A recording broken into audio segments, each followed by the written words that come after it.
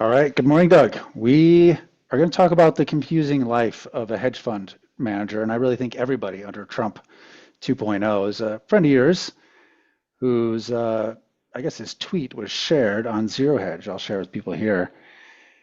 The title of it was Every Effing Day, Bro, a glimpse into the life of a hedge fund manager under Trump 2.0. And he goes through and basically describes the insanities trying to deal with the news flow and trading it. Wake up, check what Trump tariffed overnight. Cambodia up 200%, Paraguay down 3%, brew some coffee, et cetera, et cetera. Um, you forwarded this to me because you thought it was pretty amusing, and it is. And we'll Oh, share in the link to this so everybody can check it out for themselves. But yeah, what are your thoughts?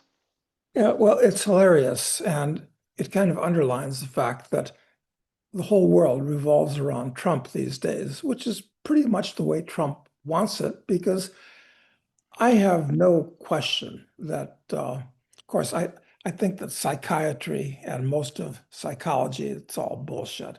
It's all made up stuff. But some of the terms that they've coined are descriptive and accurate. He's an egomaniac, no question about that. He's a megalomaniac, the way he thinks gigantically big, and not just with his own assets, but with everybody else's assets. But he's got to think big these days because when he's out of office, the people that don't like him are going to counterattack. So he's got to the next thing that's going to happen over the next few years is he's going to have to prosecute and jail and massively fine lots and lots of people that are currently in the government to defang them so that they don't put him in jail when he's out of office. But this is all part of a general syndrome. The constantly doing things and the taxes and the tariffs and the sanctions. It's actually chaotic. It's chaotic and it seems intentional. Bill Bonner refers to it as like, I don't know if he calls it big man politics, but he says essentially that we're in the rule of a big man, and he just does things. And I mean, it's quite chaotic and confusing. And we were talking before we started about the, signal to noise ratio, basically, that it's just it it keeps, initially it was the Doge stuff you saw kind of maybe kept the Democrats like on their back foot. But now I feel like all the news flow basically keeps everyone on their back foot, not knowing what the hell's really going on. And there's one new thing after another that sort of jumps into the media sensation for a period of time. I mean, there was the Epstein thing, which was bad for Trump, which for a week, and then they rolled out this, we're going after Obama, and you look at all the stuff they did, Russiagate, and then the DC home rule stuff comes out, and then the peace deal all of a sudden with the Congo, and then this Trump corridor in Azerbaijan and Armenia, and it's just wild. I mean, how much the news flow is impossible to keep up with, and even know what's meaningful. Yeah, for a theme song, I like YMCA, which is kind of the regime's current theme song, but he could easily replace it with Billy Joel's "We Didn't Start the Fire," uh, where they're naming all these crazy things that are going on. Uh, so where is this going to end? One thing that's for sure is that creating all this chaos, uh, it's impossible to plan.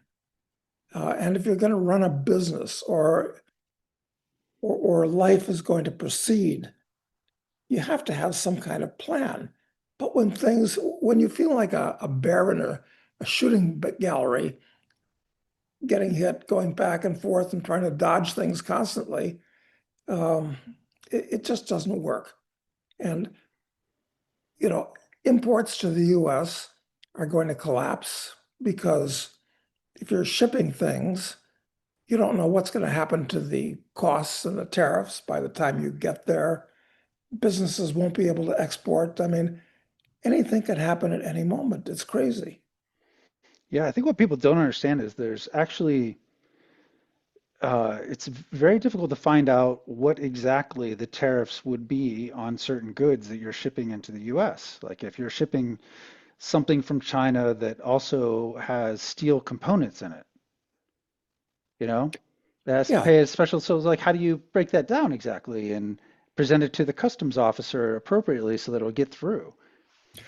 yeah. And then he interprets things differently, so it's tied up in customs while it's argued out in the courts or whatever. I mean, this is the best thing to do is not do anything until there's some stability so you can act.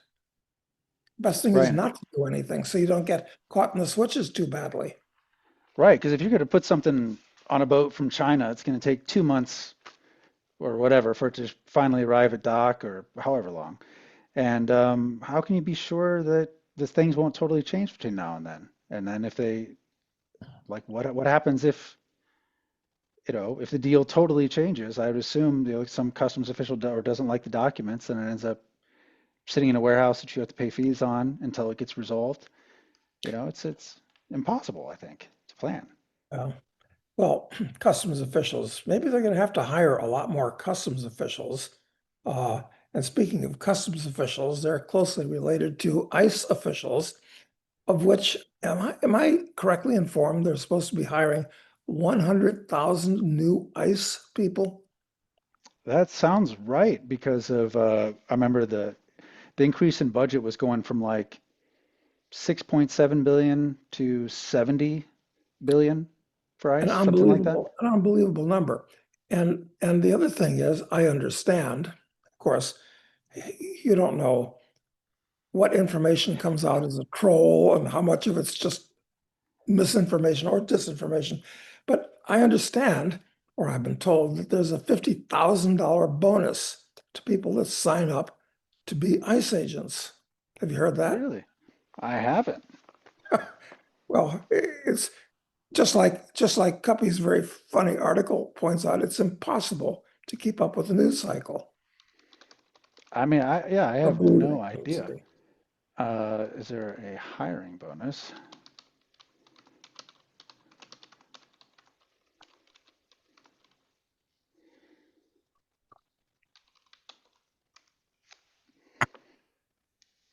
I mean, that would be wild if that's true.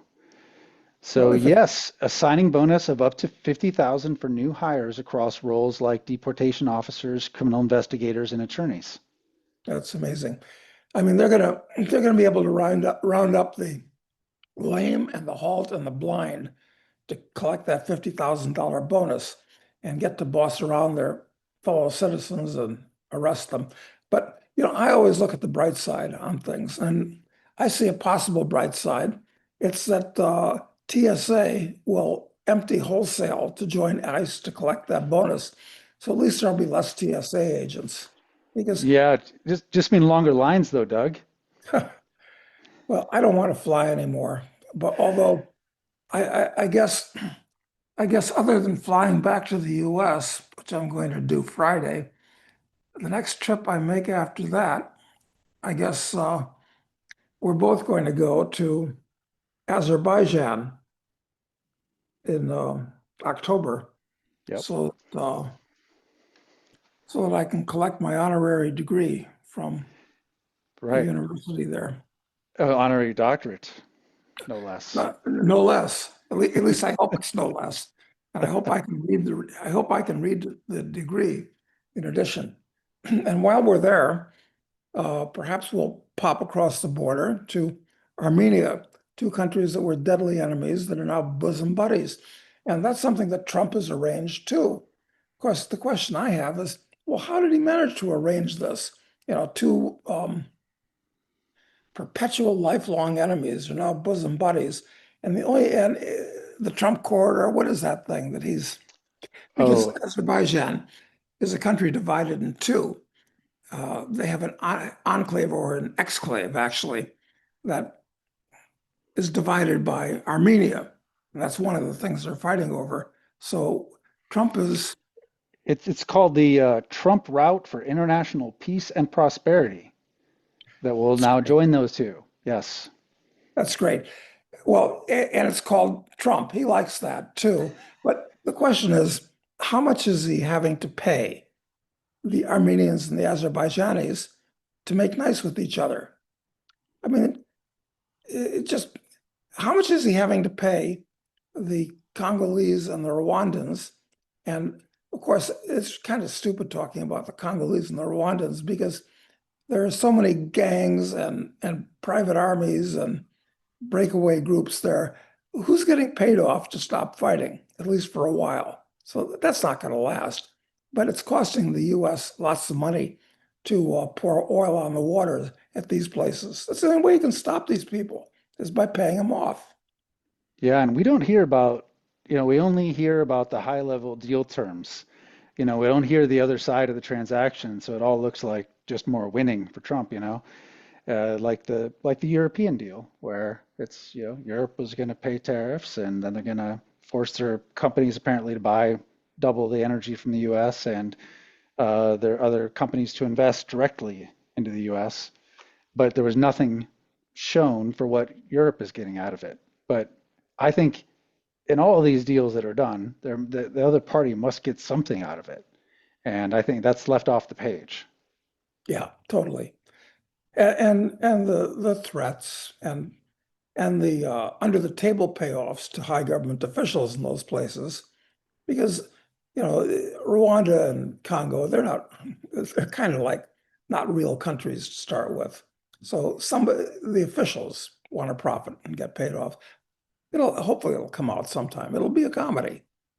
Yeah, but it's wild. It really is hard to keep up with it all. And, so like, when you look at signal versus noise, going to that, one of the things that is still clear in all of this, we see some things, and maybe some of it's good that Trump's doing. I mean, obviously, if you do get Rwanda and Congo to stop killing each other, that's a good thing, right? And if you get actually do resolve this apparently intractable problem with Armenia and Azerbaijan, that's great. But we don't really know the other side of those deals that we already talked about. And What's Trump doing in Sudan, which is another area of chaos? Have we heard actually, anything about that? I haven't, but it doesn't mean that something hasn't been announced. I just could have missed it. Listen, if he's going to haul down the Nobel Peace Prize, which he apparently desperately wants, he's going to have to solve that too. So, He's got to solve this problem with Ukraine on Friday, I think, in order to get that Nobel Peace Prize. yeah. That's the big one. And that whole situation is very weird too. All of a sudden they're going to get together and, you know, Zelensky says we're not doing anything and, we're not going to give up those lands or whatever, the Donbass, I guess. And it's just really, it seems last minute thrown together, and I'm surprised that Putin would agree to it even, but it's all very Well, strange. one thing that it seems to me is they've got to cut Zelensky out of the equation, not just because he's still wearing these, you know, full combat T-shirts everywhere, which is kind of inappropriate, quite frankly. I mean, beyond a certain point. I mean, enough is enough of that. But he's a multi-billionaire at this point. He doesn't need this stuff. And not that I care about popular elections anywhere, but he's ruling the Ukraine uh, illegitimately. He's not the president. He kiboshed that. So they ought to just cut him out of the equation. Anyway, the polls, if you can believe them, but I believe these, says that almost none of the Ukrainians want to keep this war fighting. And why should they? Because they're all basically Russians in those provinces that Putin was rescuing from the attacks of the Ukrainian government before. So people probably finally figured that out. So maybe Trump can solve this by cutting out Zelensky. Well, all I'd have to do is stop giving them military support or intelligence support, right? And it would end right away. So, I mean, there's a way he could have ended it. Yeah, it could have ended this months ago, but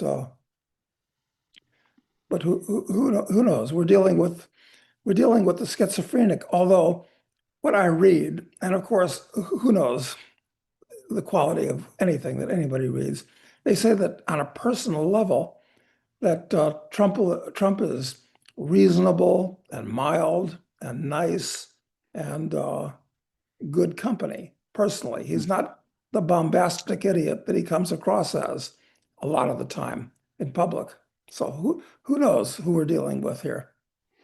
Yeah, it's hard to know, but we do know that, our national debt crossed 37 trillion. I mean, but it seems like it used to be a major milestone every time we added a new trillion. Now they just kind of go by Yeah, basically unnoticed because it's nobody happening pays so any fast. attention anymore. Yeah, deficits don't matter. So But Dick it's Cheney just, was apparently right about something. he was right about, I guess he was. Hate to admit that, but yeah. But the thing is that, there's a signal noise thing, is that despite Doge, despite all the revenue that's been raised through tariffs, which has been a lot, Bill Bonner, I think, calls it the largest tax increase on Americans in history, actually. Um, but if it's despite all of that, they still added since the day they raised the debt ceiling, they which was when the big beautiful bill was passed, $780 billion in new debt. That's like over 4 or 5 weeks. Like Yeah. that's shocking. Well, and the thing with the tariffs is that it's presented as a good thing that this money is going to the government, but that's a bad thing. I want to deny revenue to the state. I don't want to see the state get any money at all. So it has to fire all of its employees and minions and bureaucrats uh, who serve no useful purpose. They make things worse. But Trump sells this like more revenue to the government is a good thing, like it's solving something. But he's not Right. cutting taxes to make up for the extra income. It's No, he's not at all. And I just want to go back quickly to this ICE thing because I looked it up, the $50,000 signing bonus. They also get student loan repayment and forgiveness options. They can get a 20, they get basically a pay increase if they have law enforcement background, mm, apparently. They get administratively uncontrollable overtime pay for enforcement removal operations, mm. and enhanced retirement benefits. So those are all the Wow, benefits they get. it sounds like a good deal. I mean, It does. forget about the preparation. Just Yeah, join ICE. exactly. I know. It's amazing. So we're not firing government employees, we're hiring government employees. We're That's spending the exactly money right. everywhere. And we're hiring them with $50,000 signing bonuses. I mean, that's actually shocking. It's Um, amazing. and the thing is that I remember we were talking about the idea of a sovereign wealth fund that, well, the country being in debt shouldn't have a sovereign wealth fund. But it makes sense within the thinking that Trump seems to have because, again, he's looking at trying to like revenue drivers, his golden visa thing, stuff like that. What can I sell? Where can I generate the revenue? And also, how can I do a deal that generates revenue? And he did these two deals with AMD and Nvidia that kind of, I mean, hardly, I mean, barely came on my radar about it, but they're pretty amazing actually. So, there was a ban where they couldn't sell these processors to China, and China didn't like that, and and of course, neither did Nvidia and AMD. It was bad for business for them to lose that market. So Trump basically said, okay, you're an American company because they are registered in the US, but they make their products in Taiwan. He said, so any product that you sell, any of these processors you sell, not to the US, basically that you export, you now have to pay the US Treasury a 15% royalty on. So 15% of the revenue goes to the federal coffers now of any chip sales by Nvidia or AMD not to the US. But wait, that's not a law that's gone through Congress. Not that I care about that, but this is just an arbitrary imposition on Trump's part. Yeah, well, he strong-armed him into a deal. They agreed to it, but yeah, yeah, I'm sure they probably felt like they probably did the math and said, well, we'd we really want access to the global markets, and it's just do a basic, it's worth it to them to do it, I guess. Well, I guess in this crazy world, it's better than cutting China off from these chips because that would act as an impetus for China to develop its own chips and its own bigger and better chip industry because they'd have to do it and they can do it.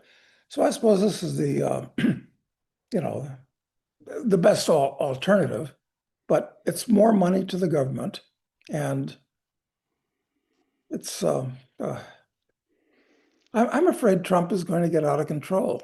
I mean, I think he sees himself as being on a roll where everything he does matters a lot. And it does matter a lot, but this could get very serious. He's only 6 months into his reign. Yeah, it's wild. But I just wonder, there's a lot of complicating factors by all the major changes he's making. We talked about how, imports into the U.S. are probably going to collapse because of the uncertainty that everyone has.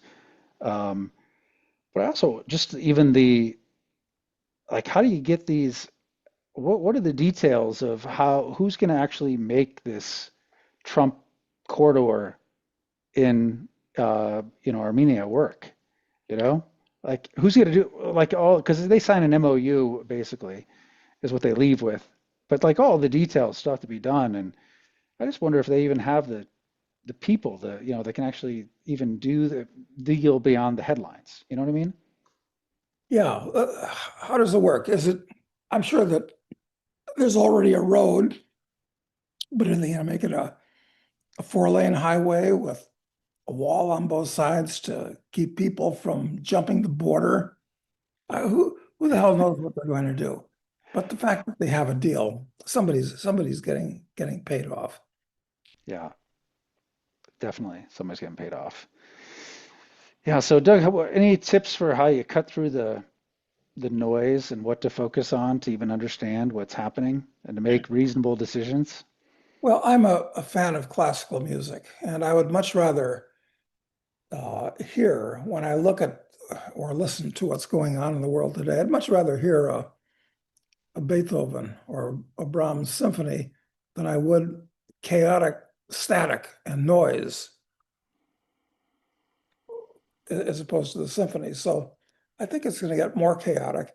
And I think the way that governments usually settle these things in the long run are by fighting it out with wars. So who's going to be next? I don't know. Um, from an investment point of view, I remain long gold and long silver and long gold mining stocks and copper mining stocks for that matter. I think they've been doing great in the last few months and they're going to do better. So, that's good because all we can do as little people is insulate ourselves as best we can from these elephants running around crushing everything. Yeah, they really are crushing everything.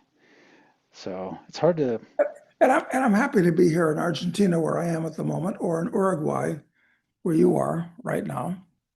It's a good place to be. It's mellow, things are going in the right direction. And looking at other speculations, I'm thinking, since Trump is going to dethrone Powell and replace him with somebody that'll do as he's told, we can presume that the US government is going to do their best to drop short-term interest rates, uh, which the Fed can do to half their current level, something like that. Okay.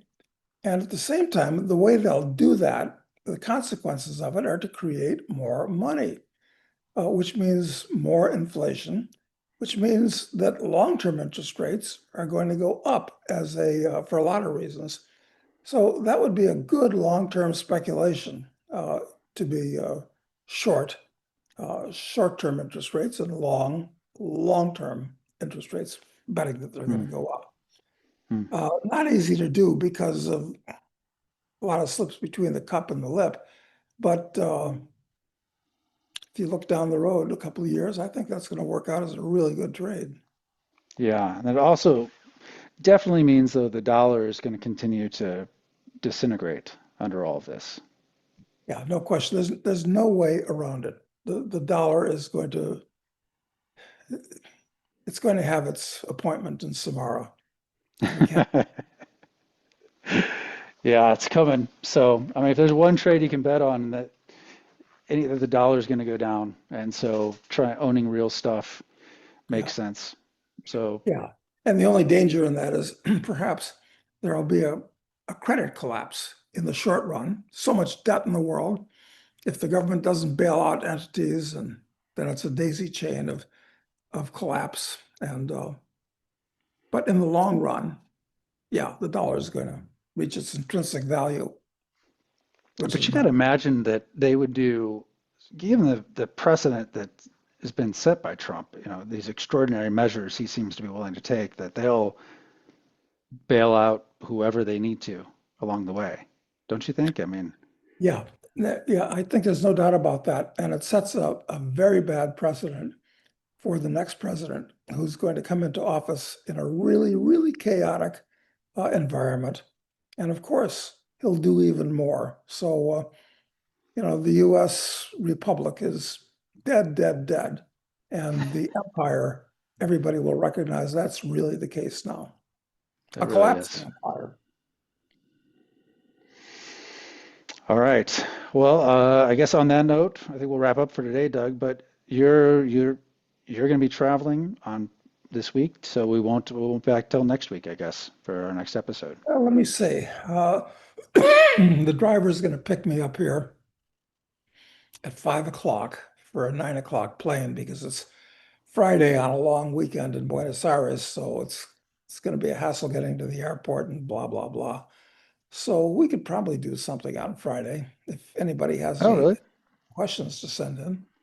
All right. Well, if you've got some good questions for Doug, make sure you go to crisisinvesting.com. If you're a subscriber, you can post them there in the chat, actually, that we have, or on file. You can produce it on file.co. So send in your questions and we'll save them for Doug. So, yeah, if you're up for it on Friday, we can do it, or maybe over the weekend. But either way, we'll get one in this week. We'll figure it out. Okay, Okay. thanks, Matt. Thanks, Doug. Appreciate it.